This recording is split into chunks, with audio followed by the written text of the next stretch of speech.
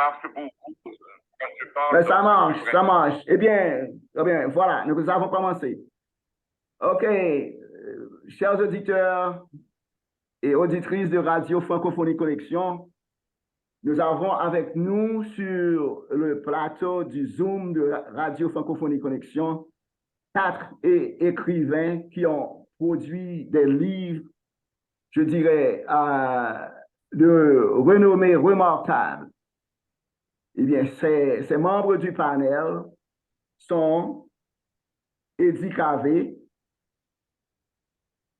Max Dorismont, Jean-Robert Léonidas et Hervé Gilbert, notre producteur principal de Radio Francophonie Connexion et responsable de Haïti Connexion Culture, et moi, votre serviteur, Carl Gilbert.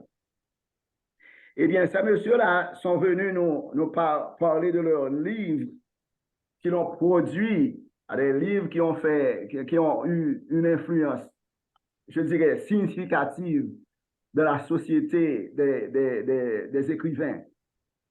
Alors, je vais leur passer la parole pour qu'ils disent 2 ou 3 mots d'introduction. Eddie, tu as la parole. Merci, Carl. Merci de m'écouter, chers auditeurs. Bon, voilà, mon livre principal, le plus récent dont je vais parler aujourd'hui, a pour titre Haïti, extermination des pères fondateurs et pratiques d'exclusion. Bon, c'est un livre qui traite, bon, comme l'indique le titre, de la manière dont les concurrents, les aspirants au pouvoir, les ennemis du pouvoir en place se sont débarrassés en quelque sorte de concurrents de concurrents gênants, on va dire. Et donc, ça a commencé avec tout de suite après la guerre de l'indépendance et ça s'est poursuivi jusqu'à l'assassinat de Jovenel Moïse il y a 2 ans environ. OK. Merci pour l'introduction. OK. Jean-Robert, est-ce que tu peux... je sais que tu as écrit de nombreux livres, mais j'ai 3 en tête. Est-ce que tu peux rappeler les auditeurs les titres de ces ouvrages? Écoutez, ça fait longtemps depuis que je m'essaie à l'écriture. Je crois que j'ai produit une douzaine de livres et peut-être que mes lecteurs se rappellent davantage de mes titres que moi-même parce que et nous autres, quand nous écrivons des livres, nous les donnons aux lecteurs et les livres ne nous appartiennent plus. Mon dernier, c'est comme un arbre planté dans le jardin du bon Dieu. Le jardin du bon Dieu. C'est ça, c'est mon dernier livre et c'est un roman et qui a pour sujet une affaire d'adoption et malheureusement qui a mal fini avec l'arrivée d'une personne adoptée en France qui est arrivée en Haïti et qui a été l'objet d'un kidnapping. Donc, je vois. C'est un peu ça mon dernier titre. Le reste, Carl, tu connais mieux que moi. Je vais dire à me rappeler de cette OK. histoire. J'essaierai. Bon, Max, j'ai en tête le titre de ton dernier ouvrage. Des mots pour conjurer nos mots. Est-ce que tu veux en parler? Bon, en principe, je peux dire que ce livre fut un accident de l'histoire parce que je n'avais pas vraiment l'intention de publier. C'est les amis, les lecteurs qui m'ont incité à faire le saut.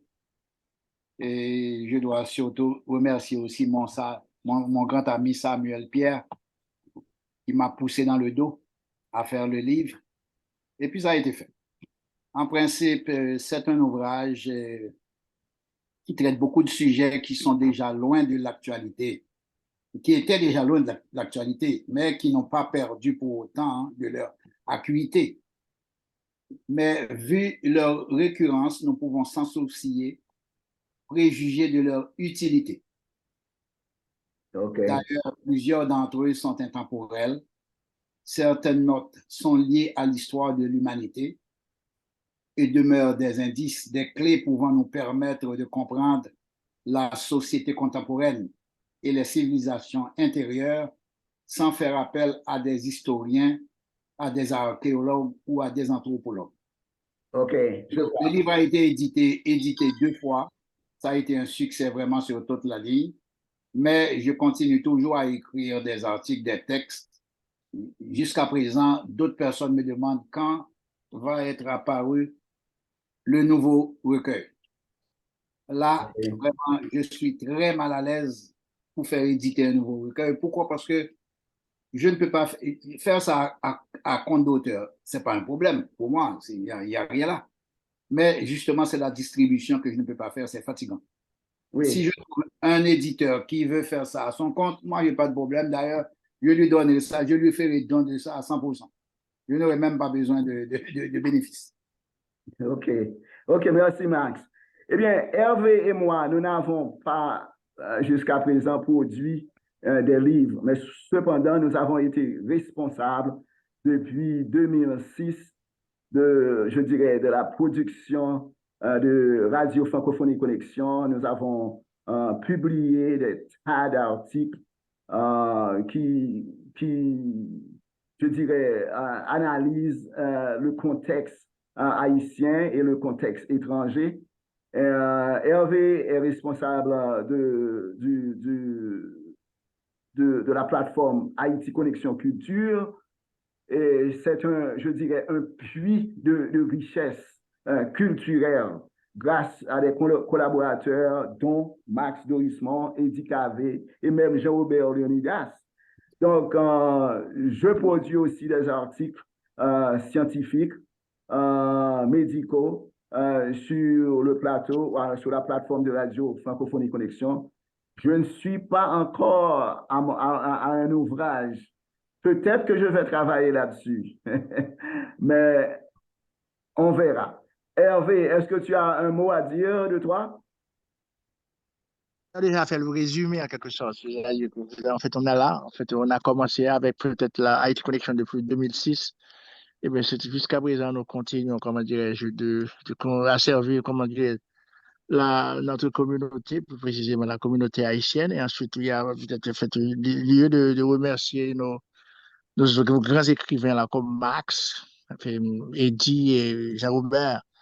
En fait, disons, c'est grâce à eux que nous avons peut-être pu tenir et ensuite nous continuons d'exister parce qu'il y a Max peut-être qui nous apporte peut-être des articles peut-être presque régulièrement. Donc, je peux dire que quand même, nous sommes très fiers d'eux.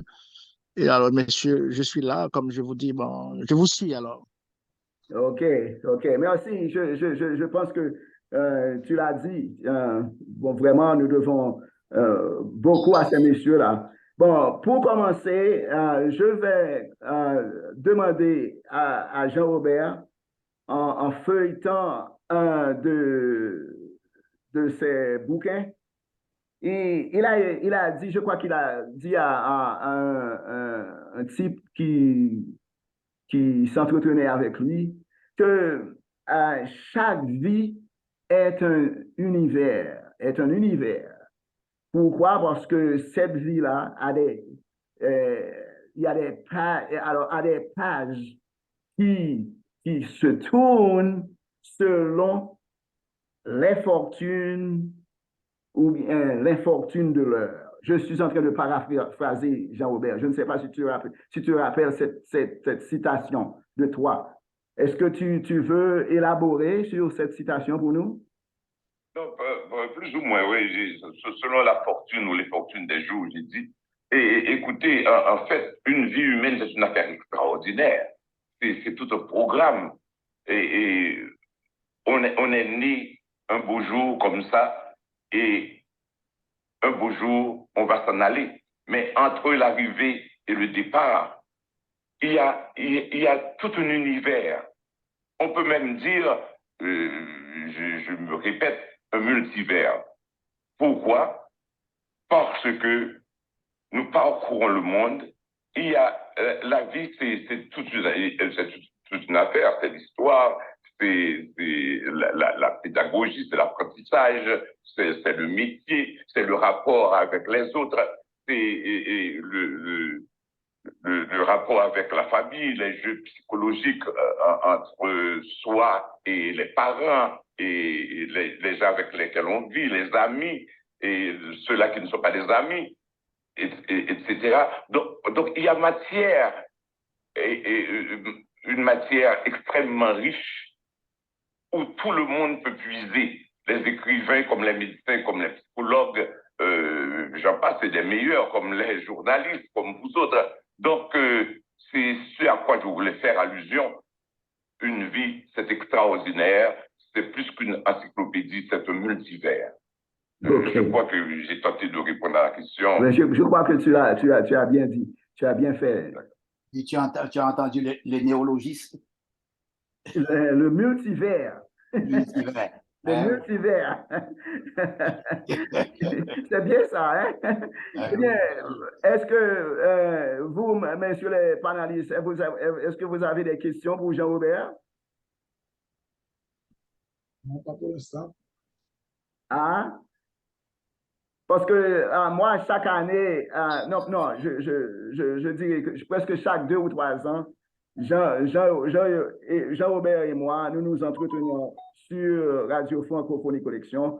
À ce moment-là, je lui demande ce qui se passe dans sa vie. Donc, Jean-Robert, est-ce que tu peux nous dire ce que dans les prochaines semaines ou dans les prochaines années, ce que tu comptes faire avec ton écriture? Est-ce qu'il y a un livre, je dirais, en couture, hein? C'est une bonne question. Écoutez, je suis en période de jachère. Cela veut dire je suis en mode repos ces jours-ci. Pourquoi? Il y a des événements qui se passent en Haïti et qui me mettent en prison psychologiquement. Je vivais chez moi à Jérémie où je plantais, je m'exerçais à la musique, je continuais d'écrire.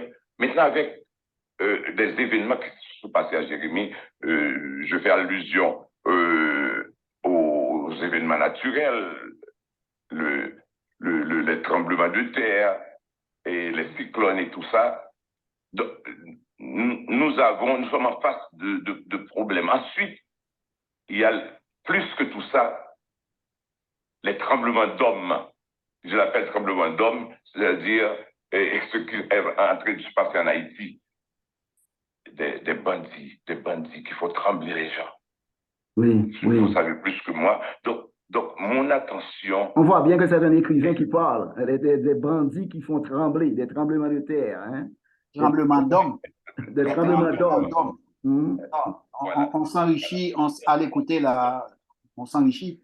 Mais oui. Parce que tout ça, ce sont des expressions à employer dans le futur. Bon,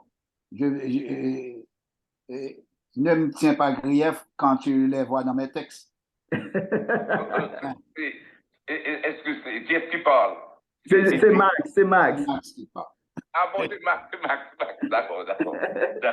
Donc, il faut bien que vous identifiez parce que à travers les ondes, la voix n'est pas exactement ce que j'ai su entendre dans le passé. Bon, non, je comprends. Voilà. Et oui. Non, ce que je te dis, c'est Max. Avec tout ça, mon attention est attirée ailleurs, à observer ce qui se passe dans mon pays parce que maintenant, je suis à l'extérieur. À l'extérieur, j'attends le moment X pour retourner chez moi. Entre-temps, pour répondre à la question de Carl, oui, je suis en train de réécrire un ancien texte. La réécriture, ça fait partie du métier de l'écrivain aussi. Des fois, je crois, je ne me rappelle pas exactement qui, mais dans le passé, il y a quelqu'un qui a réécrit son livre près de 77 fois. Le même thème, mais réalisé autrement avec d'autres mots. Oui. Je vais essayer de réécrire mon premier texte, campagnes de Versailles, je vais essayer d'en faire un autre livre. Mais je suis en période de jachère. J'écoute, entre-temps, je joue un peu de musique parce que ça aide. Je fais un peu de piano, un peu de guitare pour essayer de me stimuler les cellules cérébrales parce que ça augmente un peu les cellules cognitives et ça me permettra à l'avenir de faire du bon travail, j'espère, à travers l'écriture. OK, c'est bien dit. Ben, parlons du passé. Ben, et des tremblements d'hommes. Euh, Nous tous, nous venons de perdre un ami très cher. C'est Michel Roumer.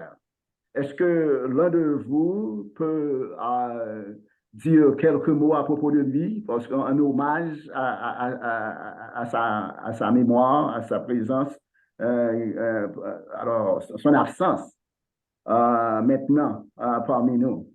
Jean-Robert, tu as été le pote de Michel Roumer. Est-ce que tu veux lui rendre un petit hommage ici sur Radio Francophonie Connexion?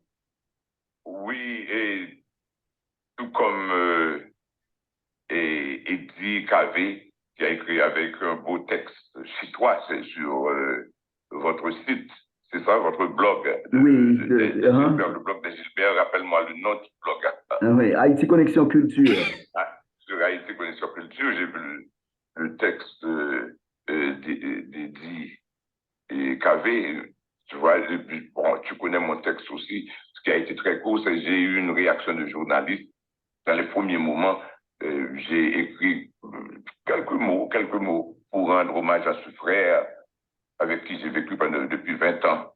Pas depuis 20 ans, pendant 20 ans à l'école. On était pendant 20 ans à l'école ensemble, je l'ai dit. On est parti de la maternelle, on a terminé avec un diplôme de médecin ensemble, excepté notre année terminale, la philo, qu'il a passé à Saint-Louis-de-Gonzague et moi à Saint-Martial. Et Michel, c'est un frère, c'est un monsieur qui aime tout le monde, c'est un monsieur qui aime la vie, qui aime la culture, l'agriculture, et on a fait tout ça ensemble. C'est pour ça que son départ a été comme une déchirure pour moi. Donc, il me sera difficile de jeter un coup de terre sur cette plaie qui est en moi. Et on n'oubliera pas Michel. Personne n'oubliera Michel parce qu'il a été l'ami de tout le monde. Oui, tout à fait. Oui. Et toi, Eddie, est-ce que tu veux ajouter quelques mots? J'ai tellement de choses à dire au sujet de Michel que je n'aurai jamais le temps. En tout cas, c'est un bonhomme, Michel, extrêmement attachant et qui tient beaucoup de son père, Émile Roumer, qui lui-même se définissait comme un anarchiste chrétien. Et puis, Michel, c'est un peu la même chose. C'est un bonhomme qui, un peu comme Émile, était hors norme. J'ai raconté dans le texte que j'ai écrit pour marquer son départ, comme un soir, pendant que je travaillais à la Cour internationale de justice à La Haye, un vendredi soir, c'était en 95, je crois, et puis je reçois un appel téléphonique à 11 h du soir. Michel me dit, je vais avoir 50 ans demain, j'ai un gros party d'anniversaire, j'ai appris que tu es en Europe, il faut que tu sois là. Je dis, Michel, c'est vrai que je suis en Europe parce que les distances sont très courtes en Europe, mais je travaille dans une ville administrative, c'était à La Haye à l'époque, où tout ferme à partir de 5 h de l'après-midi. Donc, c'est le week-end que tu vas chez tu fais ton épicerie, tu vas à la banque, chez le nettoyeur, etc. Je dis non. Demain, c'est tout près. Il faut. Mais j'aime pas qu'on a fait. Demain, tu vas à 1 h de l'après-midi à un vol Amsterdam, Francfort, et puis tu vas là, tu as un billet d'avion aller-retour qui t'attend, donc on a fait mon temps. Oui. Et puis là, j'ai réfléchi un peu, je me suis dit, bon, est-ce qu'on peut dire non à Michel ou et puis à une autre pareille. Ça m'a dit, on fait une 50 ans de nouveau là. Et puis, on a rangé mes valises là. Bon, j'ai pensé, j'avais à l'époque, j'avais acheté un piano électronique que je transportais avec moi pour. Bon, mais tu es le temps, comme Jean-Robert dit, là, j'ai cherché l'inspiration, revigorer ces cellules cognitives, etc. Je dis, bon, je vais prendre ça avec moi et puis on va faire une surprise là, on va faire le Happy Birthday Michel, etc. Là, tantôt, de te parler d'amour, on pourra faire ça au son de la musique jouée par un ami commun. C'est ce que j'ai pris avec moi, mon petit appareil. C'est de rien du tout, assez léger.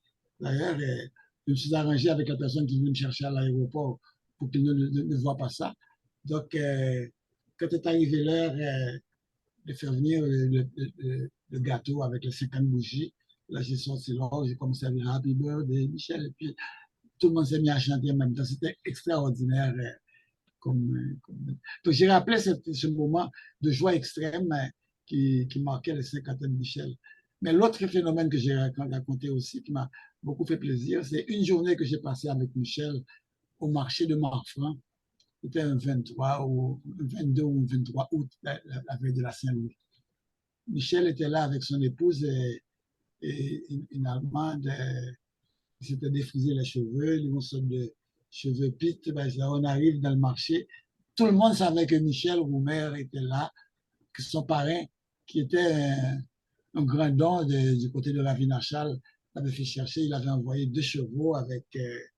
Pas cheval avec Monsieur, non, 2 chevaux à pied par deux hommes de bonne volonté. Et puis tout le monde savait que Michel Roumer, petit Bétémile, était là, en route vers la Vinachal où l'attendait son parrain. Mais, et puis les gens ne pouvaient pas comprendre que voilà, il y avait une blanche avec des cheveux presque crépus, couleur or, même pit. Tout le monde a dit, Gano blanche avec pit. C'est pas de Michel, Gano blanche avec pit. C'était une curiosité dans le marché, c'est incroyable. Et puis les gens l'ont touché à un moment donné. Cette femme se demandait, mais qu'est-ce qui se passe?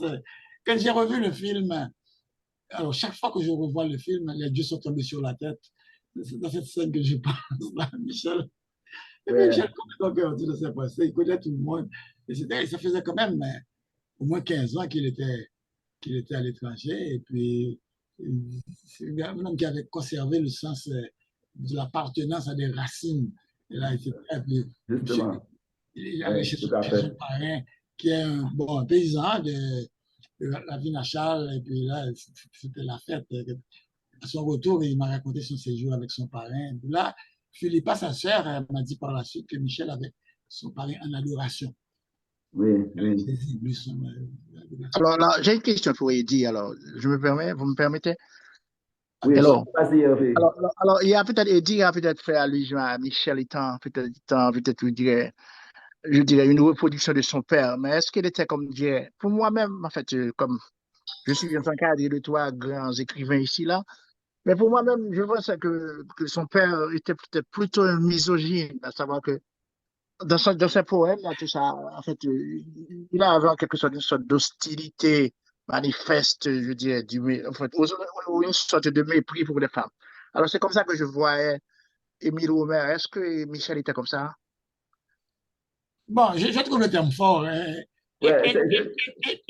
Non, je ne le vois je vois ça ni dans Michel, ni dans Émile. Non, Émile, non, comme je te dis, Émile se définissait lui-même comme un anarchiste chrétien.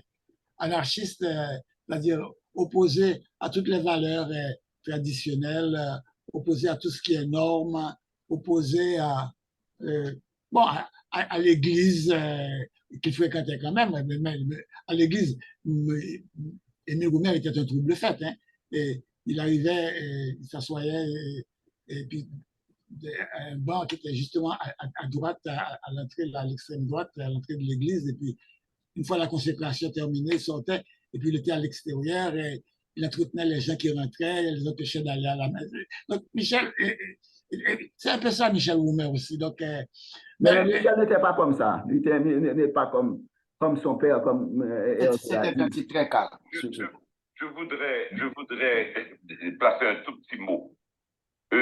Selon moi, ni l'un ni l'autre n'était misogyne. Non, non, c'est vrai. Ça, c'est sûr. Écoutez quelques vers d'Émile. Marabout de mon cœur. D'accord, mais j'allais dire quelque chose d'autre. Grave. Ferme tes yeux de rêve exquisement pour que de longs baisers, en glissant sur tes tresses, Oui. ta langue glisse dolente au frais chuchotement des vers tristes et doux, ainsi que des caresses. Il n'y a pas plus amant des femmes qu'Émile. Donc Michel, je connais très bien parce que c'est un ami proche. C'est un homme qui aimait les femmes. C'est évident.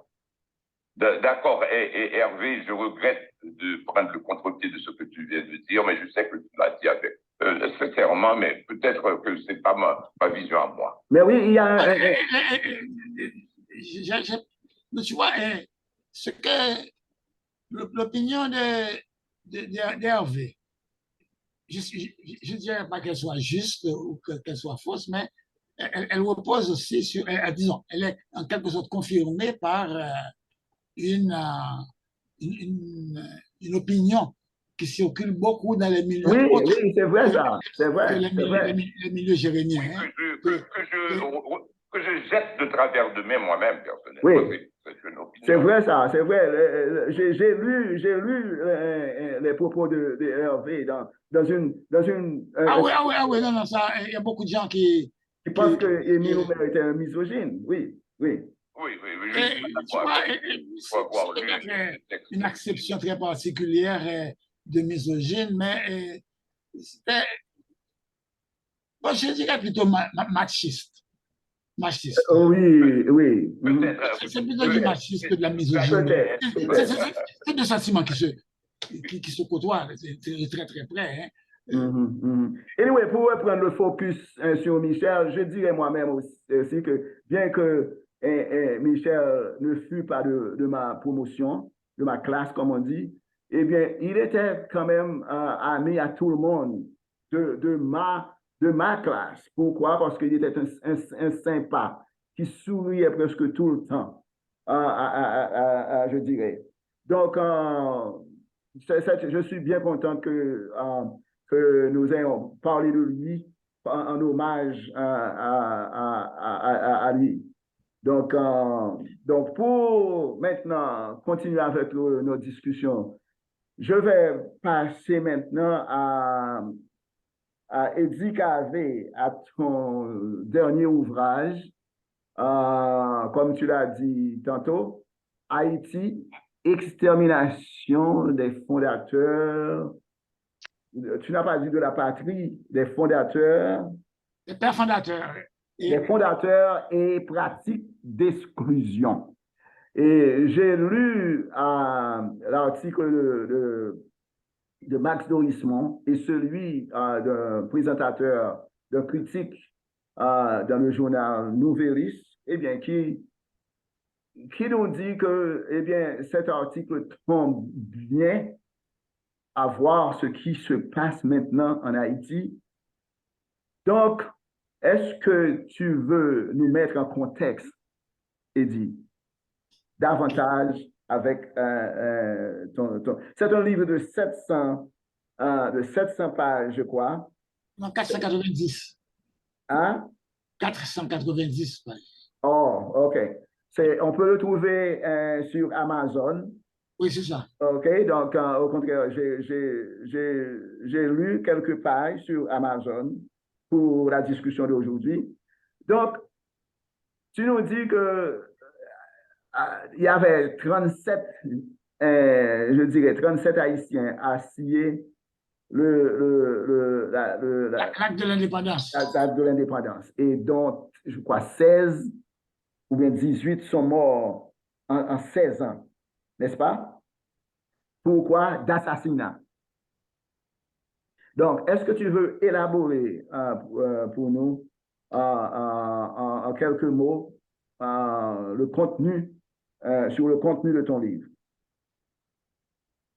Bon, pour aller droit au but et puis et aussi connecter les sujets traités à l'actualité, bon, je vais dire qu'il y a deux thèmes extrêmement importants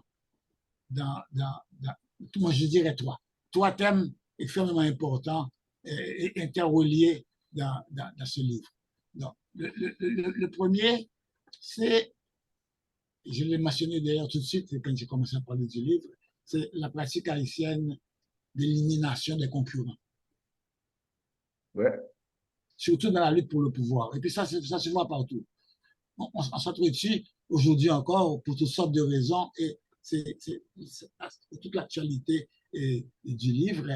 On a commencé par exterminer les pères fondateurs. Les pères fondateurs, en fait, se sont entretués.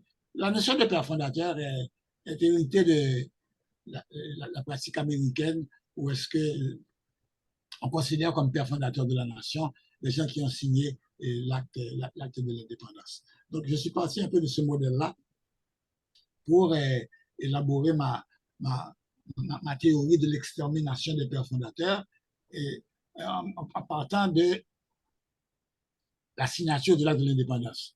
Mais là, c'est un choix tout à fait arbitraire parce que les vrais pères fondateurs, ce n'est pas les 10 ou 15 figurants qu'on ne reverra jamais après la signature de l'acte de l'indépendance.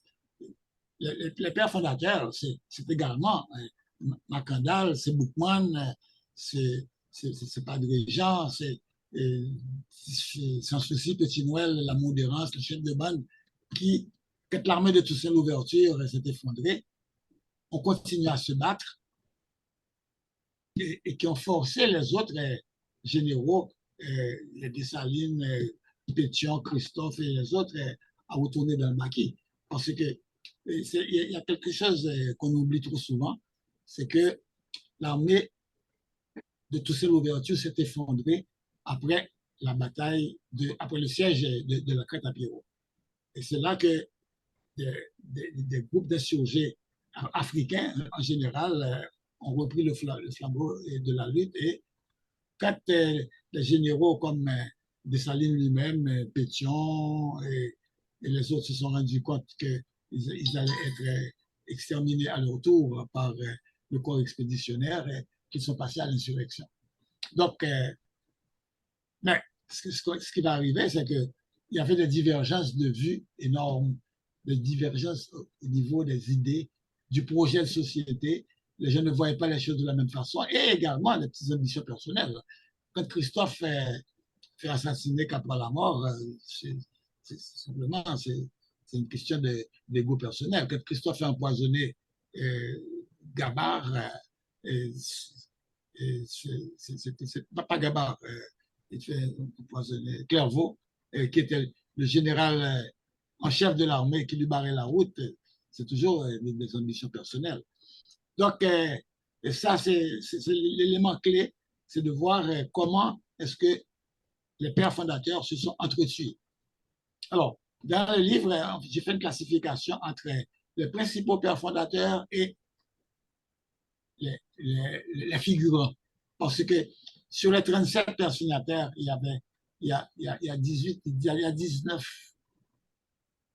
22 environ, qui sont des officiers supérieurs et qui ont pris part à toutes les grandes batailles, qui avaient une idéologie, qui avaient une vision, et les autres, parce que Dessalines avait toute une kyrielle de secrétaires, c'était en général des officiers, sous-officiers.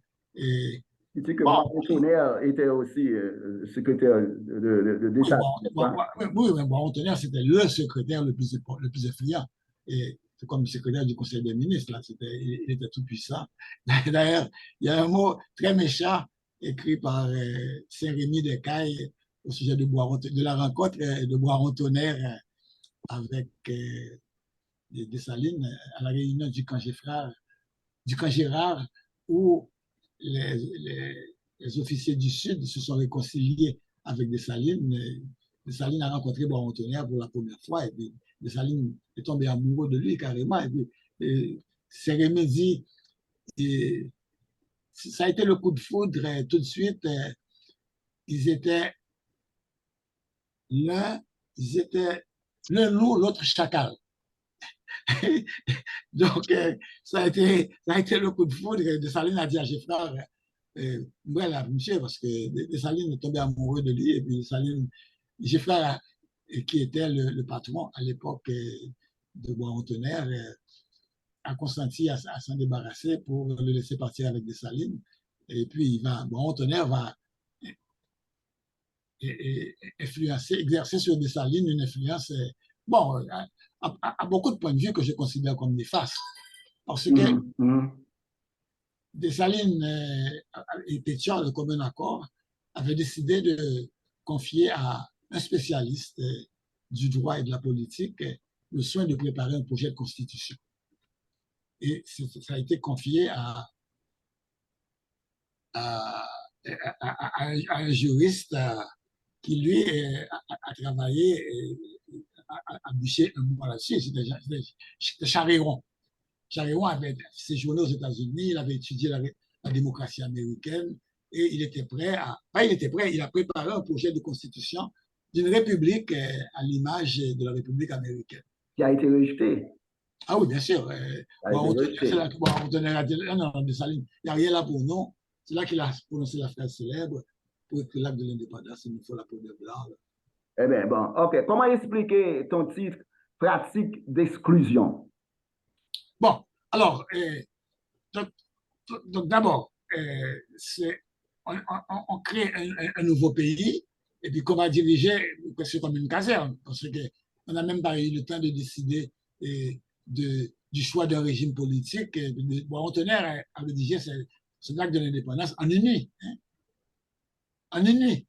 Il a pris du clairin, du café, et en une nuit, il a pondu un document qui va nous tenir lieu d'acte de naissance.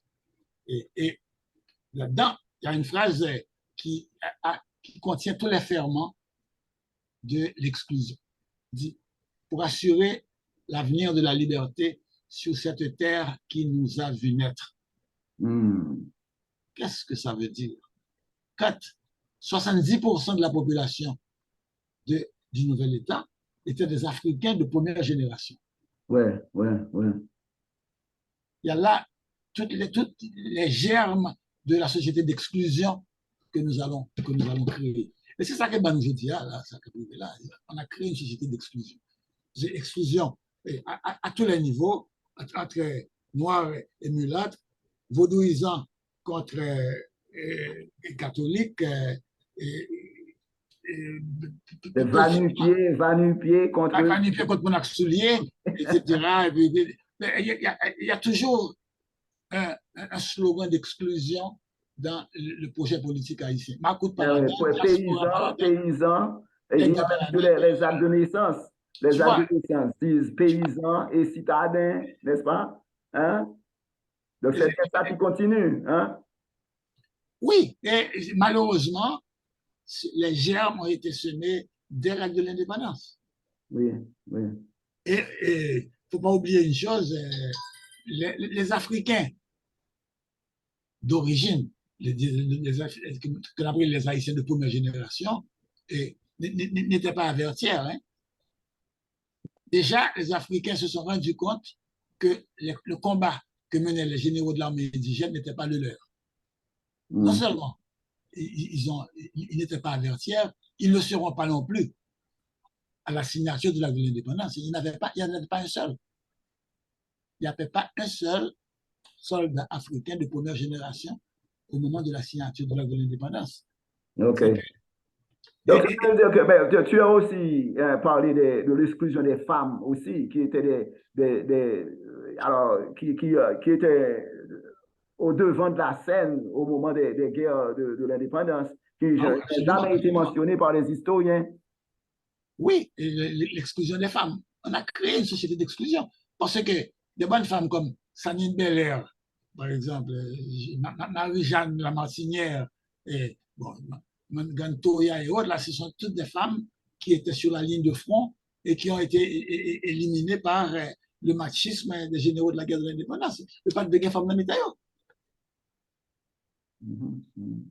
Est-ce que Ok, vas-y, vas-y. Ça, c'est regrettable. Mais ensuite, l'élimination des chefs africains aussi. Et même un type comme François Duvalier écrit que Dessalines avait bien fait de blanchir Les beaux sales, les beaux sales. éliminer les bossales qui étaient des forces d'anarchie et de désordre. François Duvalier écrit ça dans le problème des cas sociaux en Haïti. Avec Domecq, est-ce qu'il collaborait avec Domecq, n'est-ce pas? Oui, tu l'as dit. Non, pas Domecq, avec Denis, avec Lorimer Denis. Lorimer Denis, ok. Max, tu as aussi fait des commentaires à propos de l'œuvre de Di. Est-ce que tu veux ajouter quelque chose? Ou bien comment tu vois, eh bien, ça peut nous aider maintenant, la société haïtienne? Oui, ça avait surpris Eddie qui a vu que j'avais vu son texte d'une autre façon. Disons, j'avais souligné son travail de titan qu'il a effectué. Et puis, j'ai surtout passé au peigne fin tous les documents et chaque virgule a été soumise à son analyse, tu vois. Par exemple, pour toucher du doigt la forme d'ostracisme qui règne dans les mentalités. Notre compatriote dit a bien décortiqué cette expression retenue dans l'acte de l'indépendance que tu viens de dire tout à l'heure. Se référant au pays qui nous a vu naître. Je pense que c'est en principe cette phrase clé, on peut l'inscrire au frontispice même de la nation. C'est là tout notre problème. Ouais. C'est ça qui m'a permis vraiment de m'imprégner du livre d'Eddie. Il a fait un travail vraiment extraordinaire dont il n'avait pas peut-être une idée de la grandeur. Quand je parle de l'ingénierie dans l'histoire d'Haïti, ouais, la rétro-ingénierie, disons. Donc, c'est un terme en principe qui te permet de décortiquer, d'analyser Une machine. un instrument, un appareil, un texte aussi. C'est ce qu'il avait fait dans l'histoire. Aussi, mais oui. C'est Hervé, tu as quelque chose à dire à propos de... En fait, justement, en fait, le texte, en fait, je l'ai lu là, c'est grâce à Max quand même que j'ai peut-être eu l'idée du texte, en fait, du livre d'Eddie, mais quand même, Max a peut-être voulu faire parler de la rétro-ingénierie. Bon, pour moi-même, en fait, il a peut-être voulu faire ce qu'on dirait, comme peut-être ça s'emploie plus précisément dans les mécaniques, dans les choses physiques. Alors, disons, oui, en fait, j'ai bien compris quand même. C'était peut-être vraiment, c'est grâce à Max que j'ai pu. J'ai compris le texte dans le sens que Marx nous disait qu'il nous faut, la société haïtienne devrait faire son autocritique, OK, par rapport à ce que Eddie a écrit dans son livre. C'est-à-dire, regardez, on a assassiné un président qui a été élu. Pourquoi? Parce qu'à cause d'une date, on l'a assassiné. Alors que, voilà, c'était la dernière extermination, je crois, que tu l'as mentionné aussi, toi aussi, Eddie.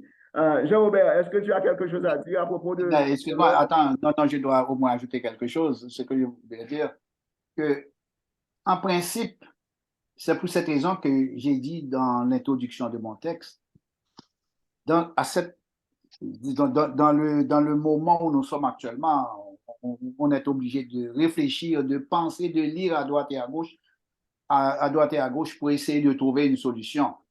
Mais dans le cas du livre d'Eddie qui a mis le bobo sur l'exclusion, le pays, comme je l'ai dit dans la conclusion, le pays devrait faire son mea culpa, s'asseoir et réfléchir, disons, les intellectuels, surtout d'Haïti, devraient s'asseoir et réfléchir pour trouver un modus operandi pour essayer de repartir, de rebâtir ou bien repartir le pays sous un pied positif. Parce que sinon, nous sommes perdus. C'est ça. OK, ouais, c'est vrai. Jean-Robert, est-ce que tu as quelque chose à dire? Tu es là? Oui, oui, je suis là, j'écoute attentivement. ce que je veux dire, c'est que je suis tombé en admiration devant votre connaissance de l'histoire, vous tous, et le travail d'étudier est certainement un travail admirable. Je voudrais simplement attirer l'attention de nos auditeurs en demandant à Eddy, écoutez, je voudrais souligner que ce travail d'élimination de certains leaders contre leurs opposants, je voudrais que ça ne soit pas une spécialité haïtienne. Je ne suis pas fort en thème, je ne suis pas un très bon étudiant de l'histoire, mais je me demande si ce même phénomène n'est pas arrivé ailleurs dans les histoires d'autres pays. En France, oui, je peux le dire. Je crois que c'est plus, il y a là une spécialité humaine. L'homme est un loup pour l'homme, donc le travail dédié est un travail important. Nous devons prendre leçon du travail et, comme vous tous venez de dire, et étudier et considérer tout ça et essayer d'améliorer notre comportement pour le futur en tant que peuple. Mais encore, et je me demande à Eddy de nous aider, aux autres, de nous aider sur la question. Ce n'est certainement pas une spécialité haïtienne. Nous ne voudrions pas diaboliser le pays comme étant le seul pays à posséder ce travers. Donc, je soumets ça à la continuation de la discussion, si vous voulez bien. Je suis d'accord avec toi. Vas-y, Max. Je peux te confirmer ça, Jean-Aubert. Par exemple, on prend l'exemple de la Russie, l'URSS. Et lorsque Staline est mort, il y avait plusieurs candidats qui voudraient remplacer Staline. Eh bien, mon Dieu, ça a été vraiment une lutte farouche. Pour l'arrivée de Khrouchtchev, on a éliminé pas mal d'individus, comme tu as vu qui s'est passé en Haïti. Mais ce n'est pas parce que c'est passé à l'extérieur, on rencontre cette tare-là le plus souvent dans toutes les révolutions qui devraient amener quelqu'un au pouvoir. Mais ce n'est pas parce que ça existe, on devrait s'entre-déchirer. Et le pire, on s'entre-déchire depuis excuse-moi, Jean-Aubert, comme je l'ai expliqué, il y a en 13 ans, 16 individus ont été annihilés et assassinés, empoisonnés. Tu comprends? 16 des signataires. Est-ce que tu comprends? Mais ce problème-là qui existe depuis 1804, depuis 1800 quelque chose, là, ça existe encore de nos jours en Haïti.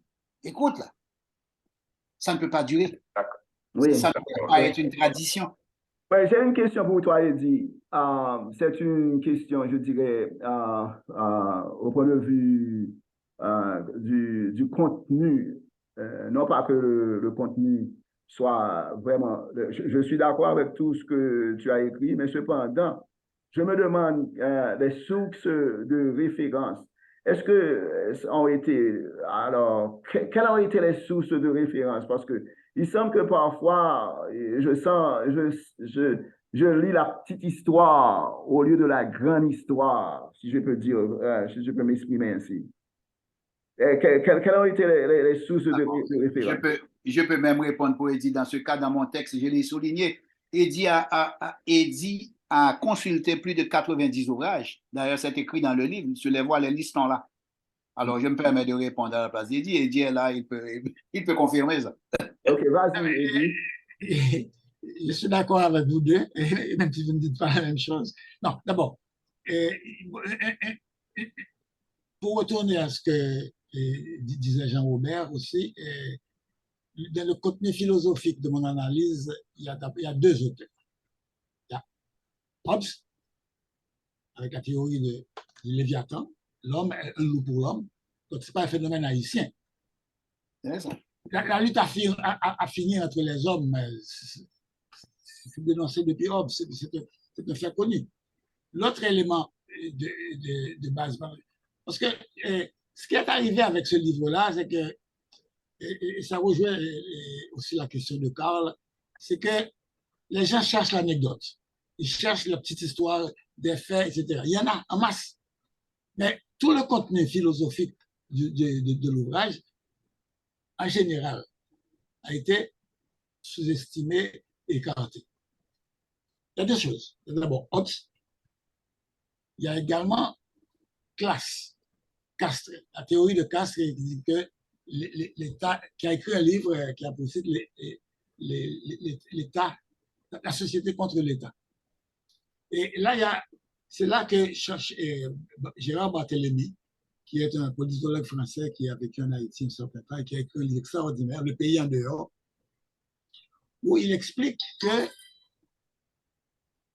l'histoire, c'est le récit des tentatives d'asservissement de l'individu par l'État.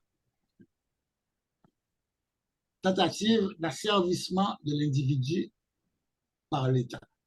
C'est l'État contre la nation qui est la base de cette théorie-là, dans laquelle on te montre l'État toujours en lutte avec la nation, en lutte contre la nation. En clair, qu'est-ce que ça veut dire dans le cas d'Haïti? Ça veut dire que l'équipe qui s'est emparée des leviers du pouvoir en Haïti après l'indépendance, c'était des créoles, noirs et mulâtres confondus, qui ont décidé de faire de chaque Africain un créole. Et c'est là le drame initial de la société haïtienne. C'est que la nouvelle élite militaire qui va prendre le pouvoir au lendemain de l'indépendance, elle a décidé de faire de chaque... C'était une équipe d'occidentaux, de créoles, noirs et mulâtres confondus, c'est-à-dire de gens nés sur la terre de Saint-Domingue, qui ont décidé de faire de chaque Africain un créole. Qu'est-ce que ça veut dire en clair? Ça veut dire que l'Africain, sa religion, c'est le vaudou. Sa vision de la production, c'est la production pour l'autoconsommation. Rien de plus.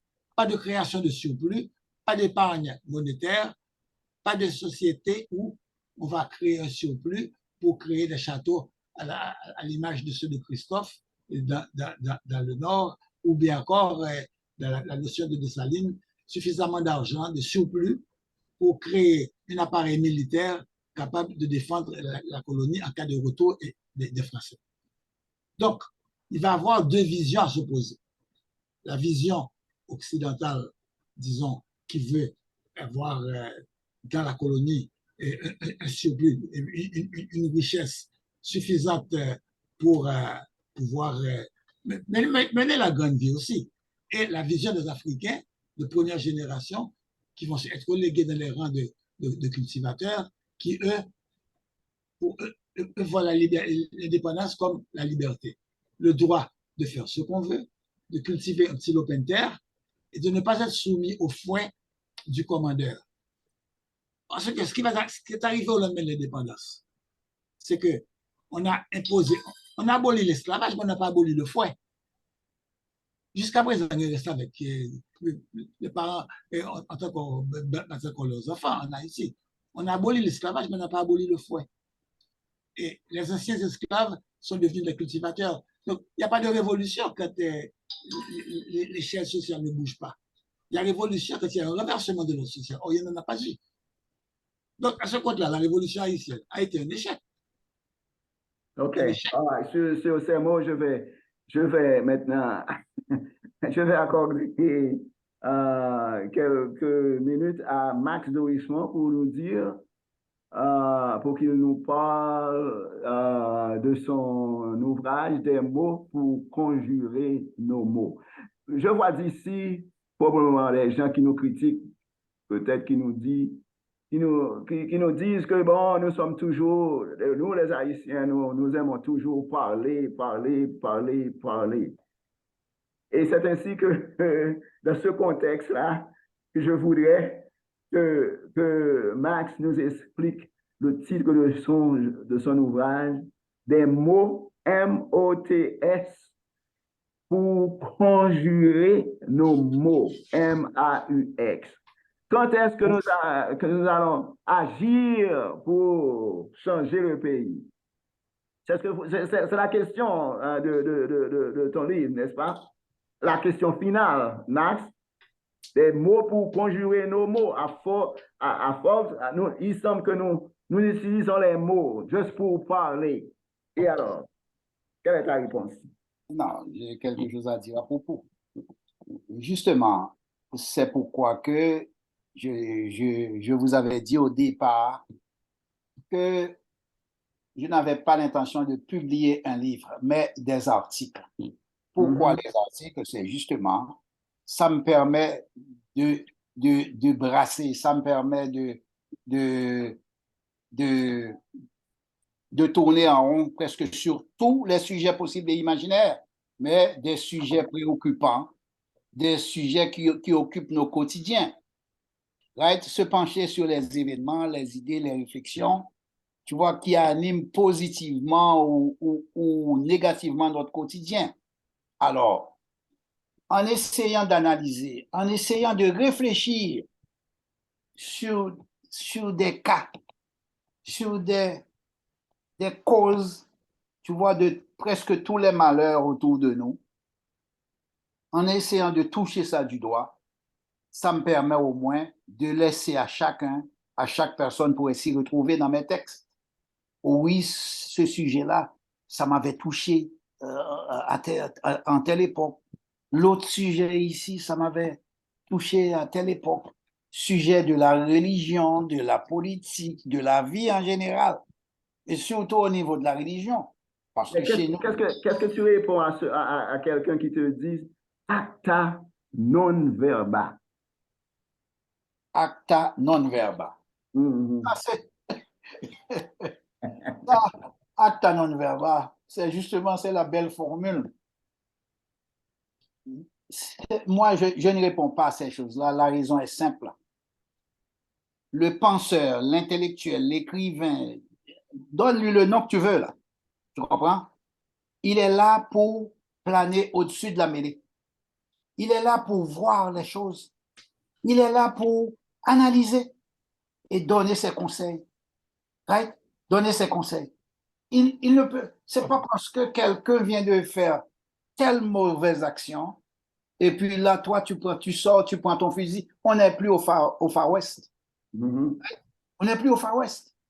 La personne qui a fait une mauvaise action, bon, je prends un exemple simple, justement. Bon, juste pour expliquer ça, voilà ma réponse exacte pour ça. J'ai un texte qui parle des gangs de rue, qui s'appelle était l'affaire de Tantale. Une affaire qui parle, une affaire de Tantale. J'ai oublié le mot là, c'est parfois ça m'échappe. Le supplice de Tantale, exactement, le supplice de Tantale.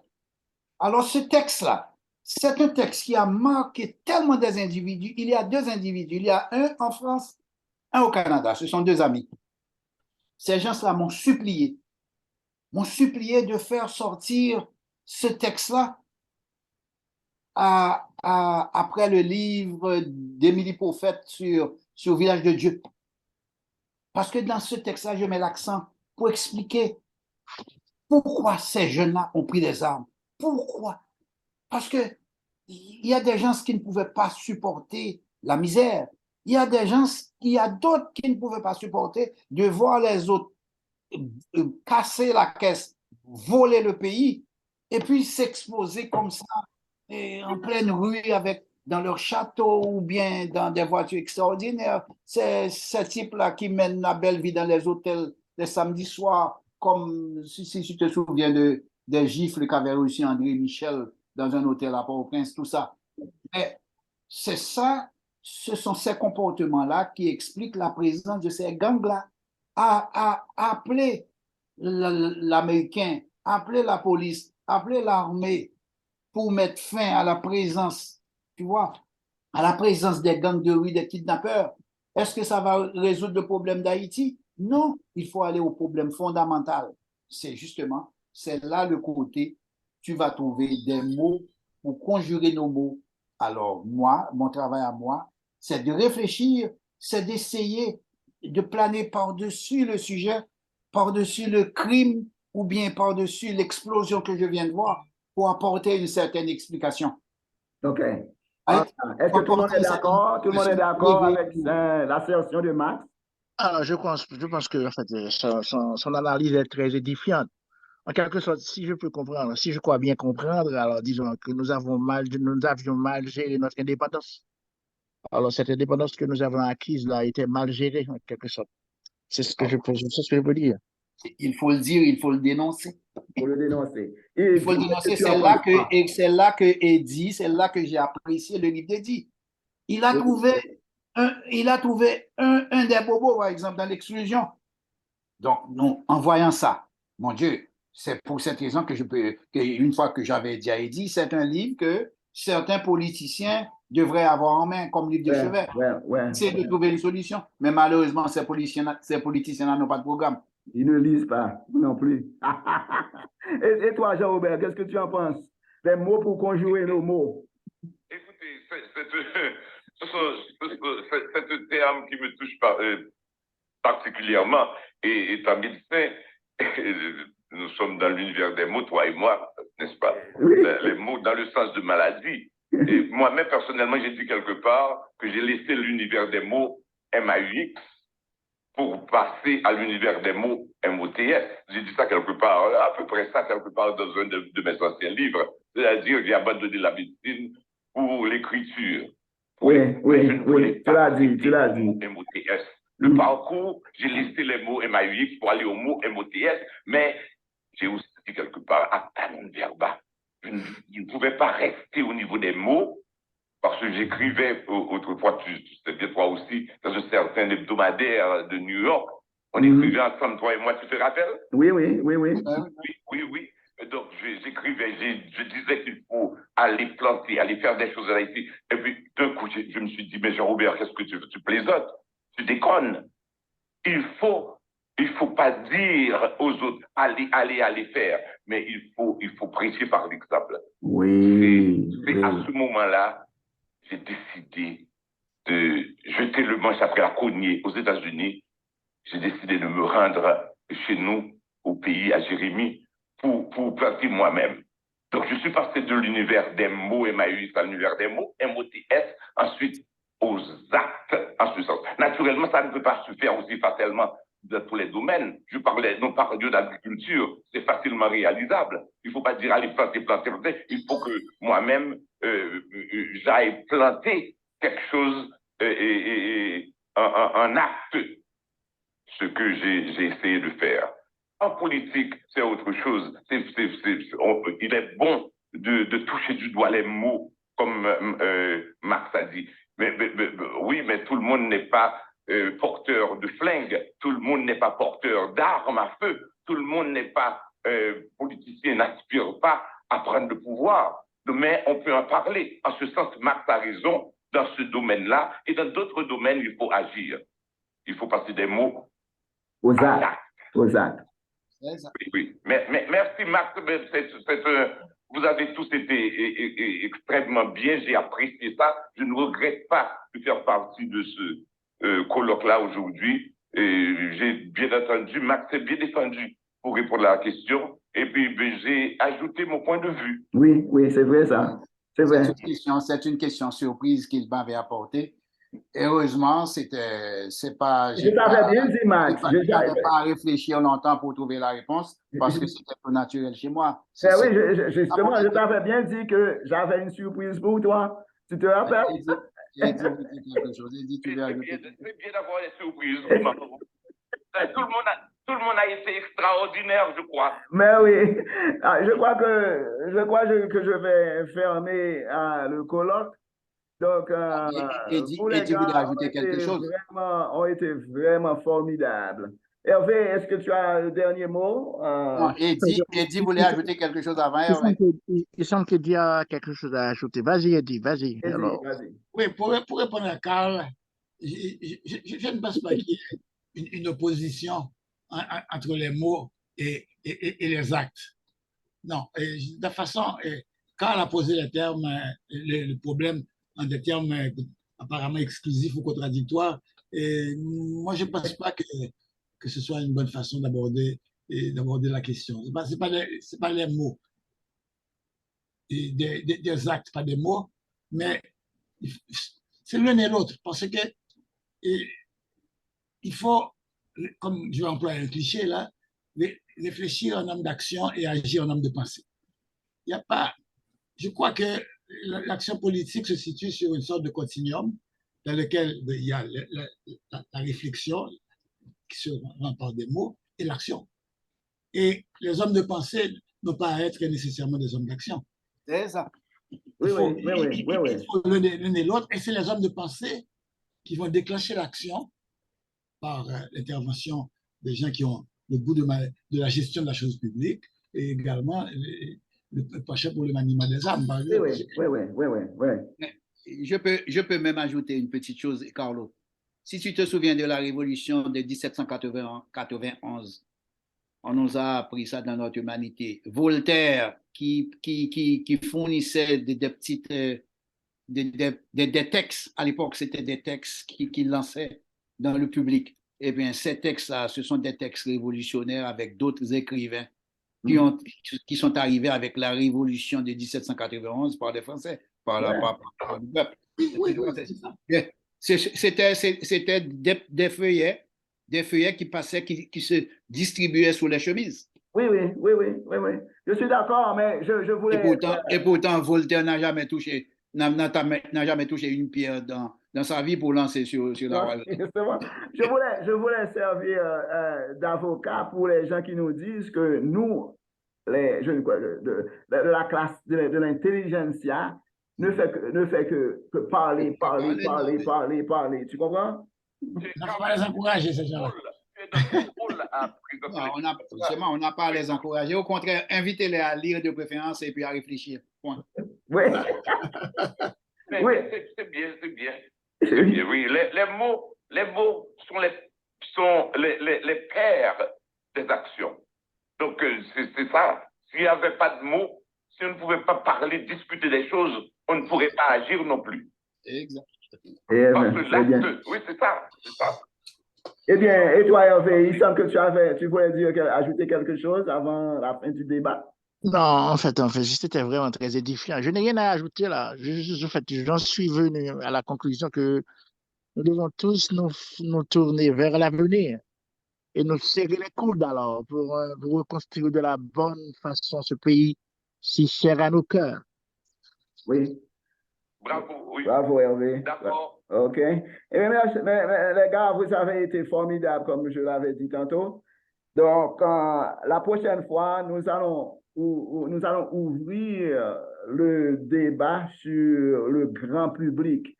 Ce qui veut dire que ce ne sera pas après 4 écrivains ou bien un producteur ou bien whatever. So, nous allons ouvrir le débat parce que nous avons envoyé l'annonce sur Twitter. Je suis sûr qu'il y a des gens qui ont cherché, qui ont essayé de nous trouver.